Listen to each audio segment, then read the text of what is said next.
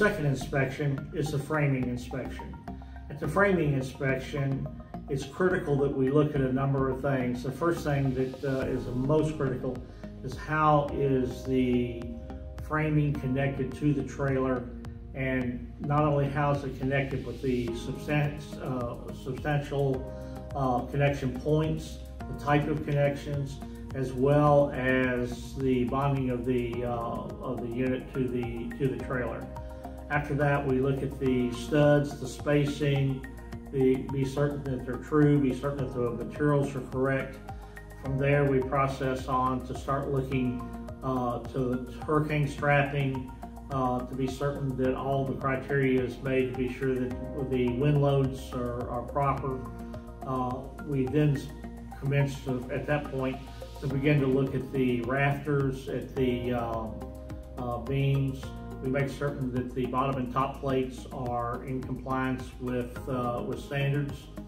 We make certain that the unit is not only built to specifications, but that it's built in such a way that it's structurally sound.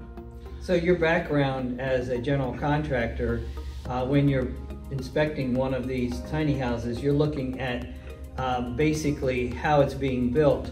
And for everyone's information, we're really looking at International Residential Code as our guideline for spacing of, say, 2x4s. How far can you span a 2x4? What size header is required? What's the sheathing requirements and the nailing pattern and things like that? Because a tiny house going down the road at 60 miles an hour with a 30-mile-an-hour headwind, it's in a hurricane. That is correct. At that point, it's in a hurricane zone. The things that we have to look at is the sustainability of the home, and in that we have to look, not only does it meet the building code, but we have to be certain that the design of the tie-down to the trailer itself is substantial enough to stand that. We have to be certain that the hurricane straps meet minimum criteria for the wind load of a hurricane. We also have to be aware of some other things that are a little bit of a factor that most people don't think about. Not only do we have to be concerned about the factor of the wind and the hurricane load factor, we also have to look at the factor.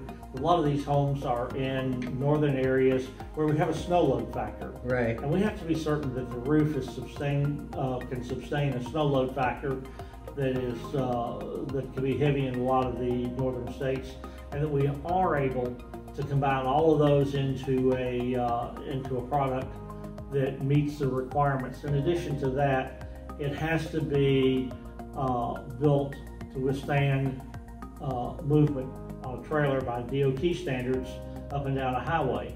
So we have to look at the standards that are required there and tie those into the building of the code. So basically what we're saying is, when you build a house on a foundation, you can build to hurricane codes or wind loading codes, or you can build to snow loads.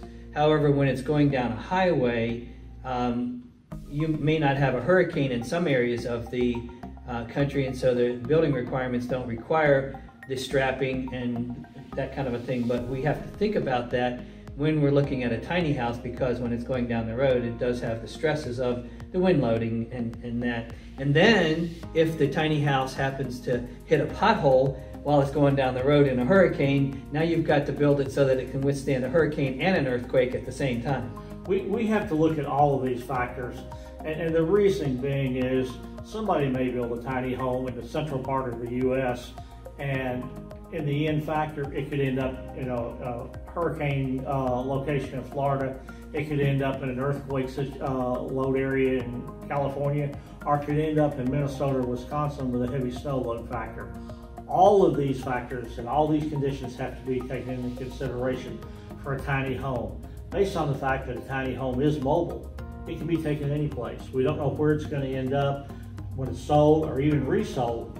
So all these factors have to be taken into consideration in the inspection process, as well as looking at the design process for the home. Yeah, okay, well that's good stuff. So basically, these are minimum standards that we're inspecting to. The builders certainly okay and encouraged to build higher than those standards, right? Exactly. We encourage the builder to go the extra step to be certain that if he needs a strap to meet the hurricane loads, or to meet whatever, every third stud on the bottom plate, we encourage him to put one on every plate. The factor being is that not only we have to look at the stress and the load, but we also have to look that there's some flex in these homes as they move. Like you said, potholes, uneven roads, things like this. They go off-road with it to get to wherever they're gonna place it.